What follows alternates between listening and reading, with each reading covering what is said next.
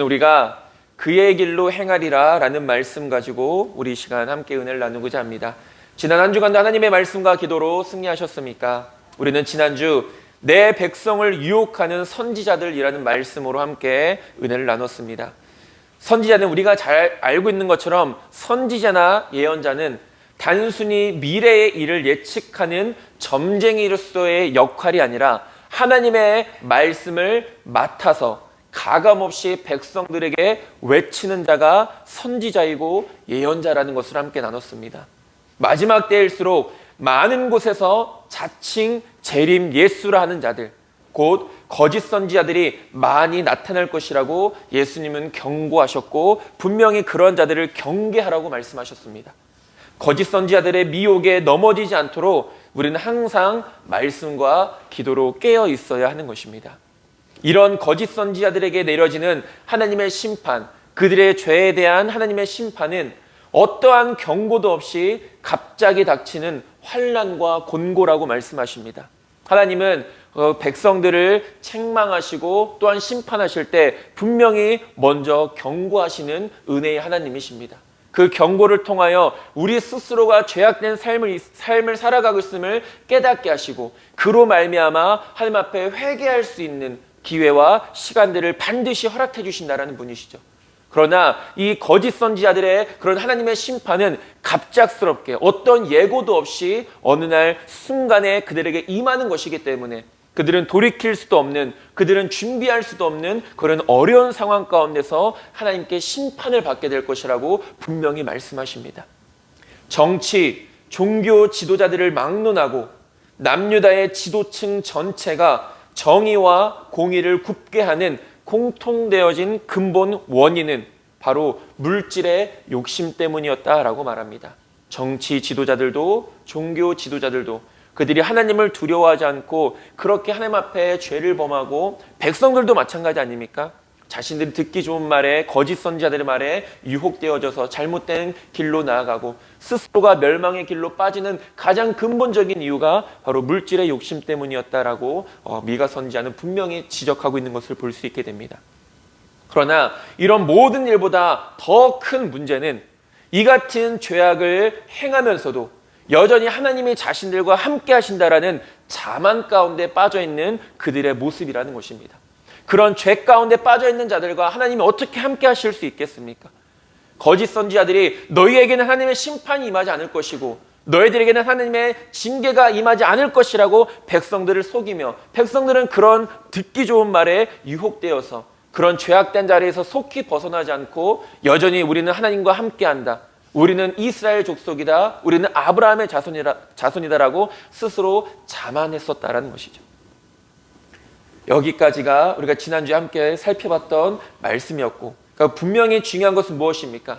우리 믿음의 사람들은 항상 깨어 있어야 하며 마지막 때일수록 더 많은 거짓과 더 많은 미혹들 가운데서 우리의 신앙을 지키고 우리는 끝까지 믿음을 지키며 나아갈 수 있어야 된다는 것입니다. 그러니까 오늘 본문 말씀은 우리가 1장부터 3장까지 지금까지 살펴봤던 미가서 1장부터 3장까지는 이스라엘 백성들을 향한 하나님의 심판을 예언했던 선포했던 미가 선지자가 이제는 이스라엘의 남은 자들을 통하여서 이스라엘이 다시금 회복되어질 것이다. 물론 하나님께서는 그들의 죄로 말미암아 하나님의 백성들을 치시고 그들을 징계하셨지만 그걸로 끝이 아니라 그들에게 다시금 회복의 약속을 허락해 주셨다는 것입니다.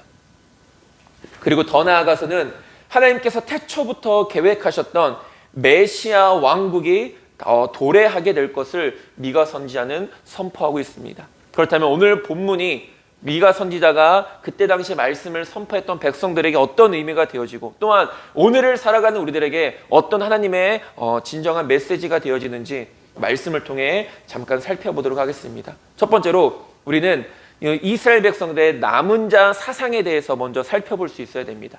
남은 자, 남아있는 자 이렇게 이야기를 하는데 이스라엘 민족의 범죄로 말미암아 선민, 우리가 선민이라 하면은 택함 받은 백성을 의미합니다. 그러니까 이스라엘 백성들 우리가 선민 백성, 선민 이스라엘이다 라고 이렇게 말하지 않습니까? 그래서 그 택함 받은 백성들, 택함 받은 민족이기 때문에 그들에게 분명한 특권과 그들에게 영광이 주어졌다라는 것이죠. 하나님의 제사장 나라로서의 특권이 주어졌고, 또 하나님의 온 인류의 구원을 위한 거룩한 도구로 쓰임받기 위한 영광된 자리에 선 자들이 바로 이스라엘 백성들이었습니다. 그러나 그들에게 주셨던 모든 특권과 영광을 상징하는 것들을 하나님께서 그들의 죄로 말미암아 다 박탈할 것이라는 이런 심판의 경고와 함께, 그런 심판 뒤에 다시금 이스라엘의 회복과 더 나아가서는 세계 만민 중에서 택함 받은 자들을 통하여 하나님의 나라가 완성될 것이라는 회복의 말씀이 오늘 본문 가운데 기록되어져 있는 것이죠. 그러니까 회복의 약속의 말씀은 단순히 이스라엘 백성들에게만 국한되어 있는 것이 아니라 그 이스라엘 백성들을 뛰어넘어서 모든 인류에게 주시는 하나님의 회복의 말씀이라는 것입니다. 하나님께서는 이스라엘 민족 전체를 온 인류의 구원을 위한 구원의 도구로서 그들을 택하시고 사용하셨습니다. 그러니까 그들을 택하셨다는 것은 그들만을 구원하시기 위해 그들을 택하셨다는 것이 아니죠. 그러나 유대인들은 큰 착각 가운데 빠졌던 것 중에 하나가 바로 그것입니다. 자신들만 구원받을 수 있다는 것. 자신들만 하나님 앞에 택함받았기 때문에 구원받을 수 있다라고 하나님의 그 구원의 선택을 오해했다라는 것입니다. 그러나 하나님은 앞서도 얘기했듯이 그들만을 구원하시기 위해 그들을 택하신 것이 아니라 그들을 사용하셔서 온 인류를 구원하시기 위해 가장 작은 나라, 가장 힘없는 나라를 하나님의 도구로 사용해 주셨다는 것입니다. 저와 여러분들도 마찬가지 아니겠습니까? 우리만을 구원하시기, 물론 하나님은 모든 영혼들을 다 사랑하십니다. 그리고 그 영혼들을 구원하시기 위해 먼저 택함을 받은 저와 여러분들을 사용해 주신다는 것이죠. 그러나 실상은 이스라엘 백성 대부분이 하나님께 범죄하게 됩니다. 그래서 구원의 통로로서의 역할을 전혀 감당하지 못했던 것이죠. 우리가 어떤 도구를 사용할 때 그 도구를 사용하기 위한 분명한 목적이 있지 않겠습니까? 그러나 그 도구가 도구로서의 역할을 제대로 하지 못하면 우리가 원하는 목표, 그 도구를 사용함으로써 얻고자 하는 목표를 우리는 완전히 얻을 수가 없다는 것이죠. 하나님도 마찬가지입니다. 하나님께서도 분명히 온 인류의 구원을 위하여서 이스라엘 민족을 거룩한 도구로 택하시고 그들을 사용하셨지만 이스라엘 백성들은 거룩한 도구로서의 합당한 삶을 살아가지 못했다는 것입니다. 하나님께서는 이스라엘을 제사장 나라가 되게 하셨고 하나님께 택함 받았다는 것은 분명 그들에게는 복이라는 것이었습니다. 그러나 하나님께서 이스라엘을 택하셨던 것은 이스라엘만을 구원하시기 위함이 아닌 이들을 통하여 하나님의 뜻을 실행하시고 이루고자 하시기 위함이었다라는 것입니다. 즉, 온 인류의 구원을 위한 하나님의 거룩하신 계획과 뜻 가운데 이스라엘을 택하시고 그들을 사용하신 것이죠. 하지만 이스라엘은 앞서 얘기했듯이 자만했습니다. 자신들은 결코 이런 죄를 범하는 가운데서도 영적으로 무지한 가운데서도 하나님 앞에 택함받았기 때문에 자신들은 어떠한 불이익도 당하지 않을 것이라 자만했다라는 것입니다. 그렇다고 해서 하나님의 거룩하고 선하신 계획이 실패로 돌아갔다는 의미는 결코 아닙니다.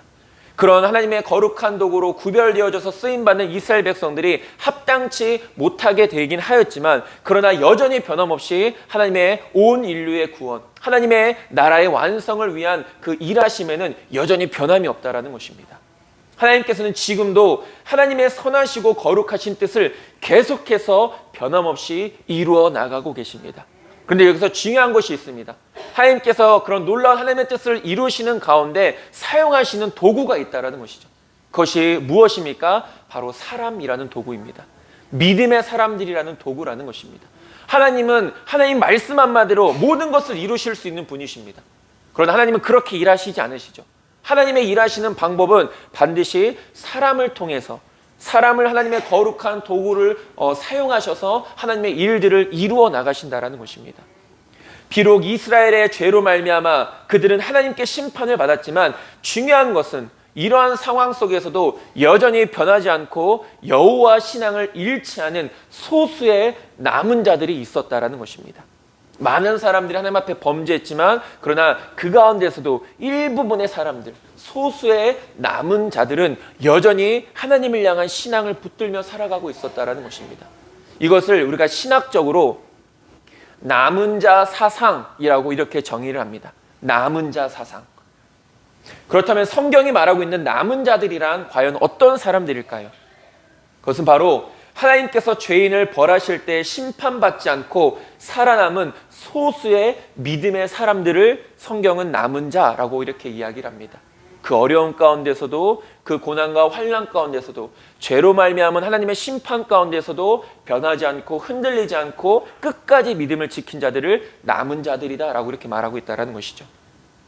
이런 자들은 고난과 역경 중에서도 죄악된 세상과 짝하지 않고 끝까지 하나님의 언약을 믿고 역경을 견디며 믿음의 승리를 이룬 자들입니다. 우리가 성경에 보면은 성경 전체에 이런 남은 자들에 대한 이야기들이 기록되어져 있는 것을 보게 됩니다. 그냥 짧게 보면은 우리가 미가서 2장 12절에도 나와 있습니다. 야곱아, 내가 반드시 너희 무리를 다 모으며 내가 반드시 이스라엘의 남은 자를 모으고 그들을 한 처소에 두기를 보스라의 양떼같이 하며 초장의 양떼같이 하리니 사람들이 크게 떠들 것이며 라고 말합니다. 여기서도 뭐라고 말씀합니까? 이스라엘의 남은 자들을 모으신다라고 말씀하고 있습니다. 신앙을 지킨 자들, 믿음을 잃어버리지 않는 그 남은 자들, 소수의 사람들을 반드시 모으시고 회복시켜 주시겠다 말씀하고 계시죠. 또한 아모스서 5장 15절도 말합니다. 너희는 악을 미워하고 선을 사랑하며 성문에서 정의를 세울지어다. 만군의 하나님 여호와께서 혹시 요셉의 남은 자를 불쌍히 여기시리라 라고 말씀하고 있습니다. 끝까지 세상 가운데서 정의와 공의를 지키는 가운데 핍박을 당하고 어려운 사람들, 그런 불쌍한 사람들, 그렇게 남은 자들을 하나님께서 모으시겠다라고 말씀하고 있습니다. 성경은 성경 전체에서 이렇게 죄로 말미암은 하나님의 심판 가운데서도 소수의 남은 자들이 있다라고 말씀하고 있습니다. 하나님께서 이런 소수의 의로운 자들을 남겨두시는 이유는 1차적으로 이들을 구원하시기 위한 목적도 있지만 더 큰 목적은 이렇게 소수의 의로운 자들을 통해서 하나님의 구속의 역사를 계속해서 이루어 가시려는데 그 궁극적인 목적이 있다는 것이죠. 쉽게 말하면 아까도 얘기했듯이 이스라엘 백성들의 그 하나님의 거룩한 도구로서 쓰임받지 못했던 것, 그러나 하나님은 여전히 하나님의 선하신 계획을 이루어 가고 계시며 그 계획을 누구를 통해서 이루어 가신다는 것입니까? 남은 자들, 거룩하게 구별되어진 소수의 남은 자들을 통하여서 하나님은 지금도 여전히 변함없이 하나님의 뜻을 이루어 가고 계시다는 것입니다. 앞서 얘기했듯이 하나님은 모든 것을 하나님의 뜻대로 이루실 수 있는 분이십니다. 굳이 연약한 우리를 사용하지 않으셔도 말씀 한마디로 모든 것을 다 이루실 수 있는 분이시죠. 그러나 중요한 것은 하나님께서는 일하실 때 하나님의 방법이 있다는 것입니다. 하나님이 일하시는 방법, 그것이 무엇입니까? 바로 사람을 통해 일하신다는 것. 이것이 하나님이 역사하시는 하나님의 뜻을 이루어 가시는 하나님의 방법이라는 것이죠. 그러나 여기서 또 중요한 것은 무엇입니까? 하나님께 쓰임받는 사람은 거룩하고 정결한 사람이다라는 것입니다. 그러니까 하나님은 아무나 쓰시는 것이 아니죠. 아무나 쓰시는 것이 아니라 하나님 앞에 쓰임받을 수 있을 만한 거룩한 자, 하나님 앞에 쓰임받을 수 있을 만한 거룩하게 구별된 자를 통하여 하나님은 역사하신다는 것입니다. 그래서 디모데후서 2장 20절에서 21절에 보면 이렇게 말합니다. 큰 집에는 금그릇과 은그릇뿐 아니라 나무그릇과 질그릇도 있어 귀하게 쓰는 것도 있고 천하게 쓰는 것도 있나니 그러므로 누구든지 이런 것에서 자기를 깨끗하게 하면 귀히 쓰는 그릇이 되어 거룩하고 주인의 쓰심에 합당하며 모든 선한 일에 준비함이 되리라 라고 말합니다. 금그릇, 은그릇, 비싼 그릇 아니겠습니까? 아무한테나 내주지 않는 귀한 손님한테만, 그리고 자신에게 어떤 소중한 날에만 쓸 수 있는 그런 금그릇, 은그릇.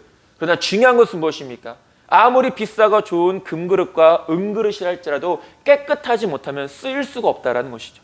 그 그릇을 쓰기 위해서 가장 먼저 해야 될 일은 무엇입니까? 그 그릇을 깨끗하게 닦는 것입니다. 우리들도 마찬가지 아닙니까?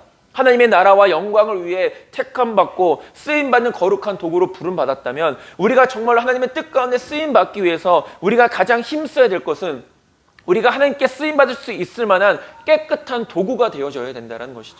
깨끗한 그릇이 되어져야 된다는 것입니다. 아무리 비싸고 좋은 그릇이라 할지라도 자신이 사용하거나 손님을 대접하기 위해서는 먼저 깨끗하게 닦아야 합니다. 비싸다고 해서 아무리 좋은 음식을 그 비싼 그릇 위에 담아 놓아도 그릇이 깨끗하지 못하면 그 음식은 어느 누구에게도 선택을 받지 못하는 것이죠. 아무리 맛있고 아무리 눈에 좋아 보이는 음식이라도 그릇이 깨끗하지 못한 그릇 위에 담겨 있으면 그 음식에는 손이 절대 가지 않는 것입니다. 하나님께서 사람을 사용하실 때 가장 중요하게 여기시는 것은 사람의 많고 적음도 아닙니다. 그 사람의 능력의 많고 적음도 아니라는 것입니다. 물론 하나님께 쓰임 받을 때 능력이 많다면 더 좋은 것이겠죠. 그러나 하나님께서는 능력의 많고 적음을 보시기 이전에 그 사람이 하나님께 쓰임 받을 수 있을 만한 거룩하고 정결한 사람인가를 먼저 보신다라는 것입니다. 그래서 사무엘상 16장 7절은 우리에게 말씀하시지 않습니까? 여호와께서 사무엘에게 이르시되 그의 용모와 키를 보지 말라. 내가 이미 그를 버렸노라. 내가 보는 것은 사람과 같지 아니하리니 사람은 외모를 보거니와 나 여호와는 중심을 보느니라 하시더라 라고 말하고 있습니다. 사무엘 선지자가 봤을 때 이 다윗의 형제들, 그 위의 형들은 누가 봐도 저 사람은 왕이 될 사람이다. 그의 용모와 키를 봤을 때 누가 봐도 의심하지 않을 만한 그런 모습을 갖추고 있었지만 하나님께서는 사무엘 선지자에게 뭐라고 말합니까? 사람의 용모를 보지 말고 나는 하나님의 마음의 중심을 보는 하나님이다라고 이렇게 말씀하고 있습니다. 하나님께서는 하나님의 일꾼을 선택하시는 데 있어서 외모와 같은 인간적인 그리고 외적인 조건을 기준으로 삼지 않으신다라는 것입니다. 이스라엘의 역사 가운데 남은 자의 대표적인 실제적인 예가 잘 기록되어 있는 것이 대홍수 사건에서 노아와 그의 가족들이 건짐을 받은 사건입니다.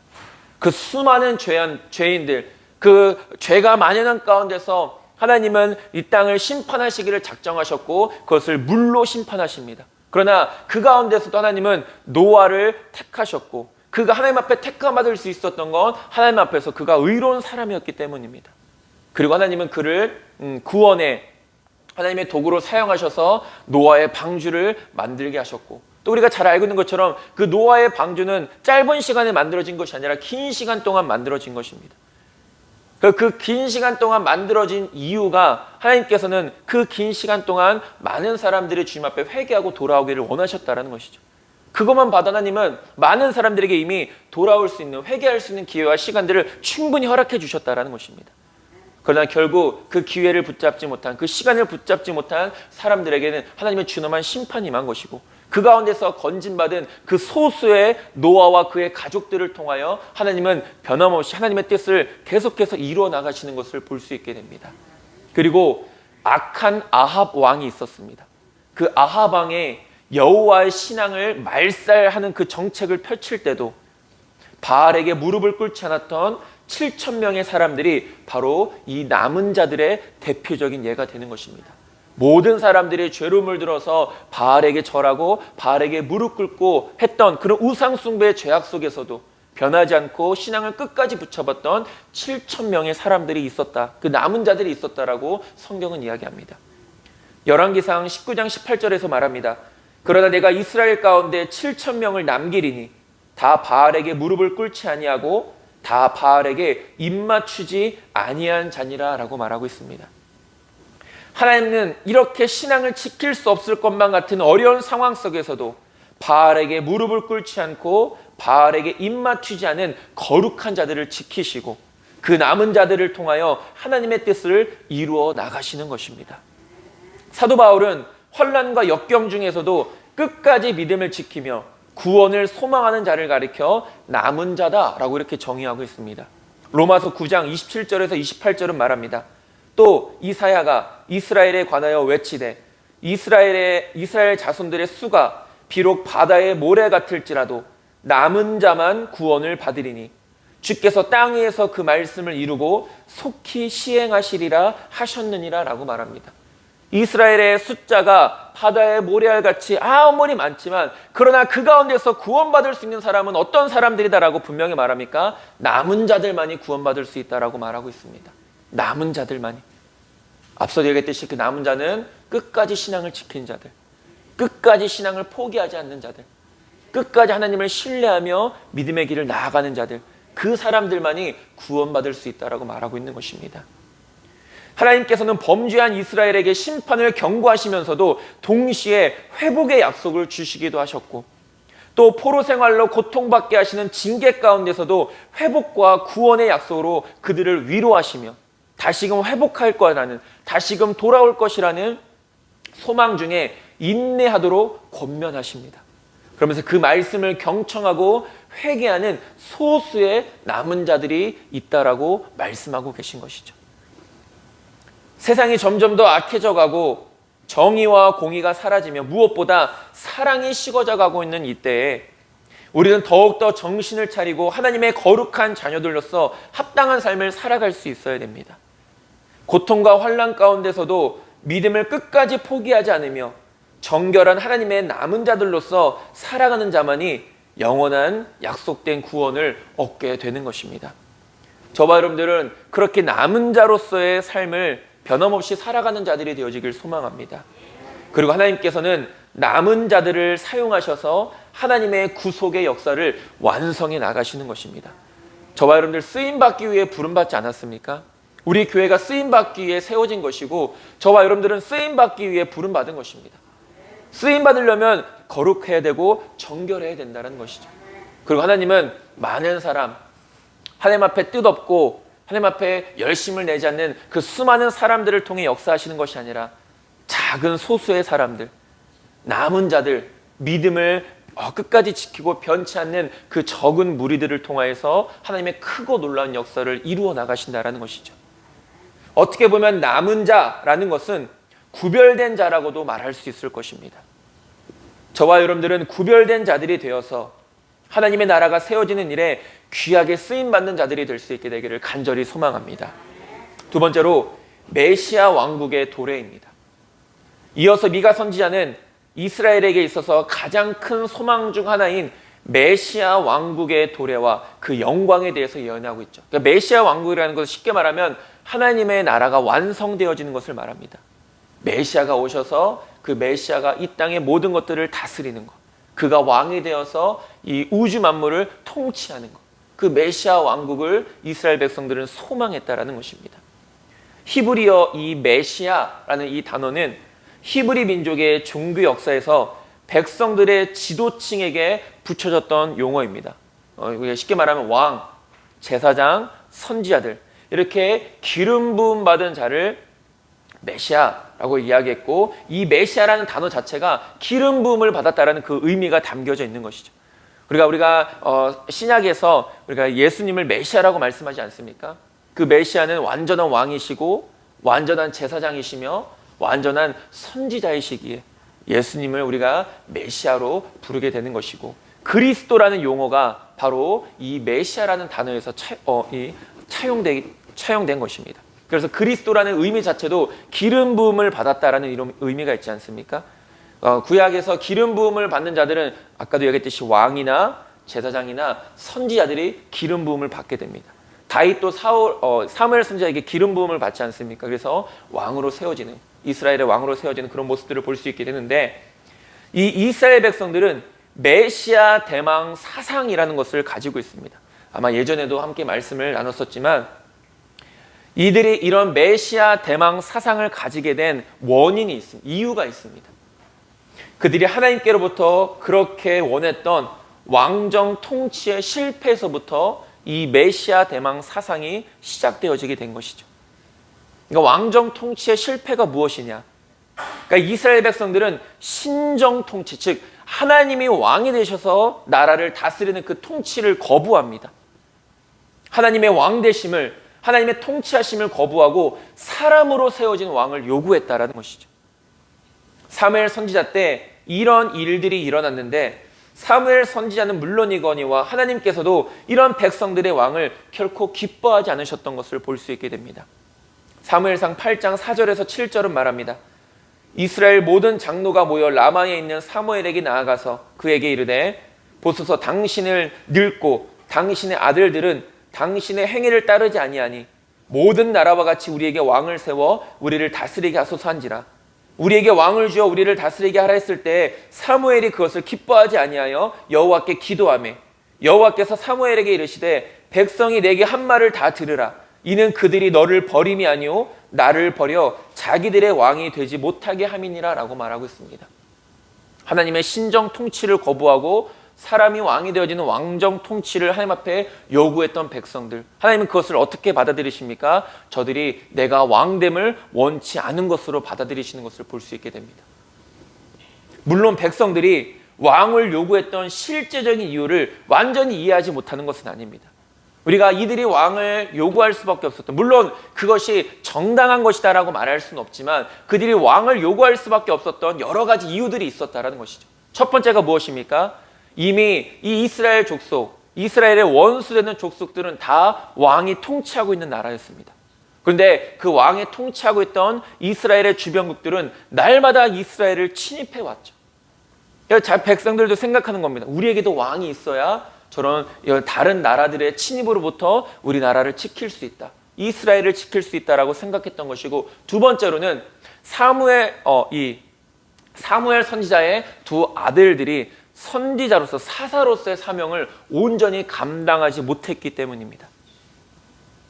이미 이스라엘의 주변국들은 왕들이 있어서 이스라엘을 계속적으로 침입했고, 결정적인 것은 두 아들, 사무엘 선지자의 두 아들이 사사로서의 사명을 감당치 못한 것인데, 사무엘상 8장 3절에 보면 이렇게 말합니다. 그의 아들들이 자기 아버지의 행위를 따르지 아니하고 이익을 따라 뇌물을 받고 판결을 굽게 하니라 라고 말합니다. 여기서 그의 아들들은 사무엘 선지자의 아들들을 말하는 것입니다. 사무엘 선지자는 하나님 앞에 귀하게 쓰임받았던 선지자였지만 그의 두 아들들은 그렇지 못했다는 것이죠. 뇌물을 받고 판결을 굽게 하는 이런 어리석음들을 끊임없이 범하게 되니까 백성들이 사사를 믿지를 못하는 것입니다. 사사를 더 이상 의지하지 못하는 것이죠. 이스라엘 백성들은 그런 가운데서 계속해서 주변의 나라들은 더 강해지고, 왕이 세워진 주변의 나라들은 더 강해지고, 자신들은 계속해서 침입을 받고, 사사로서 백성들을 온전히 이끌어 나가야 될 사무엘 선지자의 두 아들들은 그런 모습을 전혀 보여주지 못하니까 이 이스라엘 백성들이 위기의식을 느끼는 것입니다. 아, 이러면 안 되겠다. 그러나 앞서도 얘기했듯이 근본적으로 이스라엘 백성들은 하나님을 참되신 왕으로 인정하지 않는 어리석음을 범하게 되었다는 것이죠. 그들의 상황을 전혀 이해하지 못하는 것은 아니지만, 그러나 그것이 정당화될 수는 없다는 것입니다. 하나님을 왕으로 인정하지 않고 하나님을 버리고 사람으로 세워진 왕을 따르겠다라는 것은, 결국 하나님께서는 이러한 백성들의 요구를 결국은 들어주셨고, 또한 분명히 그들에게 경고하시는 것을 보게 됩니다. 사무엘상 8장 9절에서 그러므로 그들의 말을 듣되 너는 그들에게 엄히 경고하고 그들을 다스릴 왕의 제도를 가르치라 라고 말합니다. 그들에게 엄히 경고했다는 것은 무엇을 의미하냐면, 왕이 하나님을 떠나지 않을 수 있도록 엄히 경고하라, 이런 것을 왕에게 가르치라라고 하나님께서는 사무엘 선지자에게 말씀하셨다는 것입니다. 그러나 우리가 잘 알다시피 우리가 이스라엘 역대 왕들의 그 많은 오래된 역사를 살펴보면 그들의 통치는, 그들의 왕에 대한 정치는 결국은 실패했다라는 것을 보여주고 있습니다. 그 실패의 결과가 무엇으로 나타납니까? 북이스라엘은 아수르에 의해 멸망당하고 남유다는 바벨론에 의해 멸망당한 것이 바로 그들이 그토록 원했던 왕정 통치의 실패를 아주 가감없이 보여주는 그런 실예가 되어지는 것입니다. 이런 상황 속에서 이스라엘은 하나님이 보내신 메시아가 자신들의 진정한 구원을 이루어 주신다라는 메시아 대망 사상을 갖게 됩니다. 아, 우리가 원했던 것처럼 왕이 통치해서는 우리가 다시금 회복되어질 수 없다. 하나님의 나라가 다시 세워질 수 없다. 하나님이 보내신 메시아만이 이 모든 것들을 다시 회복하실 수 있다라는 신앙을, 그런 믿음을 가지게 되었다라는 것이죠. 그리고 그 메시아는 바로 예수라는 이름으로 이 땅 가운데 오게 되신 것입니다. 그러나 유대인들은 메시아로 오신 예수님을 인정하지 않고 십자가에 못 박았죠. 그것도 그 원인이 무엇입니까? 어떻게 메시아, 하나님이 보내신 메시아가 십자가에서 죽을 수 있느냐? 지금 우리 이 유대는 이 로마에 의해 압제당하고 어려움을 당하고 있는데, 진정한 메시아라면 이것 가운데서 우리를 구원해 주셔야 될 분이 아니냐? 제자들도 놀라지 않습니까? 예수님이 십자가에 못 박혀 죽으셔야 된다는 말씀을 들었을 때 제자들도 깜짝 놀랍니다. 아니, 예수님, 우리를 통치하고 우리를 이 어려움 가운데서 구원해 주실 왕이 되셔야 하지 않겠습니까? 라고 제자들이 말합니다. 예수님께서 말씀하시지 않습니까? 하나님의 뜻을 너희들은 깨닫지 못한다라고 말하고 있죠. 단순히 예수님께서는 이스라엘 민족이라는 그 국한된 나라의 회복과 어떤 구원을 위해서만 이 땅 가운데 오신 것이 아니라 온 인류의 영혼을 구원하시기 위해 이 땅 가운데 오신 것 아니겠습니까? 그러니까 이스라엘 백성들은, 유대인들은 그것까지는 생각하지 못했던 것입니다. 그리고 현재도 많은 유대인들은 여전히 메시아를 간절히 기대하고 있죠. 소망하고 있죠. 아직 메시아가 오시지 않았다. 그러나 우리는 믿지 않습니까? 메시아는 이미 이 땅 가운데 오셨고 우리를 위해 십자가에 못 박혀 죽으셨고 그분은 부활하셔서 지금 하나님의 우편에 계시다라는 것을 우리는 믿으며 살아가고 있는 것입니다. 메시아, 기름 부음을 받은 자, 곧 그리스도께서는 모든 인류의 구원이라는 하나님의 선하신 계획 가운데 이 땅에 육신의 몸을 입고 오신 분이십니다. 그리고 예수님께서는 그 사명을 이미 감당하셨고 그로 인하여 지금도 메시아 왕국, 하나님의 나라를 계속해서 이루어 나가고 계시다라는 것입니다. 무엇보다 오늘 본문에서 미가 선지자의 이스라엘의 회복에 대한 예언은 단지 이스라엘 민족의 회복과 예루살렘 성전의 회복에만 국한되어 있는 것이 결코 아니라는 것이죠. 자신들의 민족만 회복되고 자신들의 민족만 다시 살아나는 것이 메시아의 사명이 아니라, 메시아를 보내신 하나님의 뜻이 아니라, 더 나아가서는 보다 궁극적인 이유는 예수 그리스도로 말미암아 성취될 영원한 하나님의 나라를 이 미가 선지자도 바라봤다라는 것입니다. 미가 선지자는 과거와 현재와 미래에도 여전히 변함없이 하나님의 나라를 완성해 가시는 하나님의 크고 놀라우신 계획과 섭리를 선포하고 있는 것입니다. 예전에도 말씀드렸듯이 우리는 현재 구원의 약속을 붙잡으며 살아가는 자들입니다. 주님께서 다시 오실 그날까지, 우리가 주님 앞에 서게 될 그날까지 이 구원의 약속을 끝까지 붙잡고 살아가는 자들에게 참된 구원의 완성이 이루어진다는 것이죠. 그렇기 때문에 우리는 그 구원의 완성이 이루어지는 그날까지 구원의 약속을 날마다 붙잡으며 살아가야 된다는 것입니다. 그것이 오늘 본문에서 말하는 어떤 사람들입니까? 소수의 남은 자들인 것입니다. 그리고 하나님께서는 그 남은 자들을 통하여서 하나님의 나라를 완성해 나가시는데 그 남은 자들을 거룩한 도구로 사용하신다는 것입니다. 이 구원의 약속을 끝까지 붙잡고 살아가는 자가 구원을 이루는 것. 아까 로마서에서 사도 바울이 말한 것처럼 남은 자가 구원을 받는다. 구체적으로 메시아 왕국은 바로 천국을 의미하는 것입니다. 하나님의 나라가 이 땅 가운데 온전히 세워지는 그날까지 하나님은 그것을 약속하셨고 지금도 그 약속은 변함이 없으시며 하나님 지금도 일하고 계시고 그 일하는 가운데 하나님은 믿음의 사람들, 남은 자들을 통하여서 그 놀라우신 계획을 변함없이 이루어가고 계시다라는 것입니다. 그것이 미가 선지자가 말하고 있는 이스라엘의 회복, 더 나아가서는 온 인류에게 임하게 될 메시아 왕국의 완성에 대해서 미가 선지자는 말하고 있는 것입니다. 요한복음 14장 1절에서 3절은 말합니다. 너희는 마음에 근심하지 말라. 하나님을 믿으니 또 나를 믿으라. 내 아버지 집에 거할 곳이 많도다. 그렇지 않으면 너희에게 일렀으리라. 내가 너희를 위하여 거처를 예비하러 가노니 가서 너희를 위하여 거처를 예비하면 내가 다시 와서 너희를 내게로 영접하여 나 있는 곳에 너희도 있게 하리라 라고 말합니다. 예수님이 다시 오신다라고 말씀하지 않습니까? 우리를 위해, 우리가 영원히 거할 처소를 예비하시기 위해 올라가셨고 그리고 다시 이 땅 가운데 오셔서 영원히 우리와 함께 그곳에 거하시겠다라고 말씀하는 것입니다.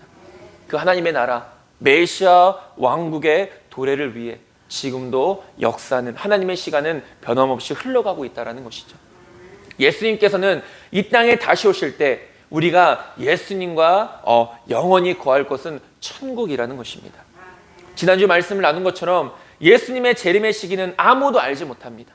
물론 우리가 오늘날의 상황과 현상들을 통하여서 우리가 살아가고 있는 지금 이때가 마지막 때라는 것을 우리가 영적으로 분별할 수는 있습니다. 그러나 그날이 정확하게 언제이고 몇 월 며칠이고 몇 시인지 아는 사람은 아무도 없다라는 것이죠. 혹여나 그런 것들을 말하는 사람들이 있다면 거짓 선지자들이고 그 말에 우리가 미혹되지 않을 수 있어야 된다는 것이 지난주의 말씀 아니었겠습니까? 그렇기 때문에 우리는 언제라도 주님을 만날 그날을 사모하며 준비해야 되는 것입니다. 그날은 도적같이 임하기 때문입니다. 그리고 그 도적같이 임하는 날 구원받는 자들은 남은 자들이라는 것이죠. 성경도 말하지 않습니까? 좁은 문, 천국은 좁은 문이고 그 천국 좁은 문으로 나아가는 그 길조차도 좁고 협착한 길이라고 말합니다. 많은 사람들이 그곳을 통과하길 원하고 많은 사람들이 그곳을 지나가길 원하지만 그러나 적은 무리의 사람들이, 적은 자들만이 그곳을 통과할 수 있다라고 예수님은 분명히 말씀하십니다. 매일매일의 우리의 삶은 예수님을 만나기 위해 준비하는 삶입니다. 이 땅 가운데 다시 오실 예수님을 만나기 위해 우리는 매일매일 준비하고 우리 스스로를 거룩하게 치장하는 것이죠.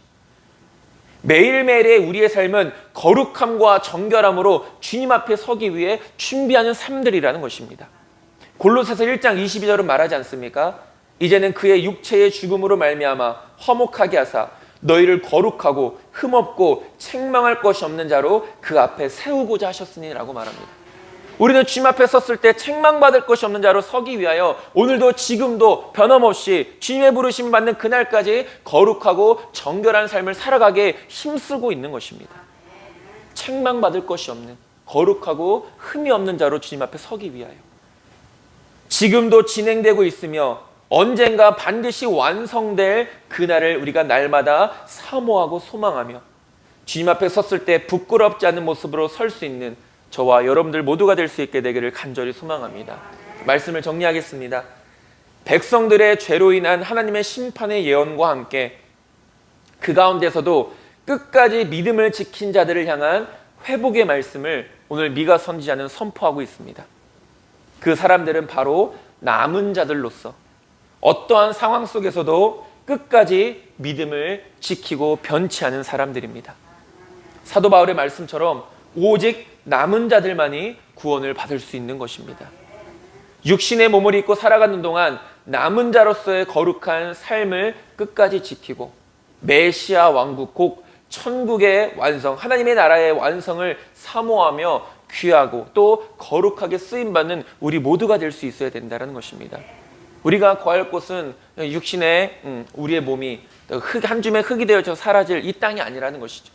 우리가 소망하고 우리가 영원히 거할 우리의 본향, 우리의 거처는 천국이라는 곳입니다. 천국의 도래를 사모하고 소망하며 현재 우리에게 하나님의 은혜로 주어진 구원의 약속을 굳게 붙잡고 끝내 구원의 완성을 이루는 자들만이 영원히 주님과 그곳에서 함께 할 수 있게 되는 것입니다.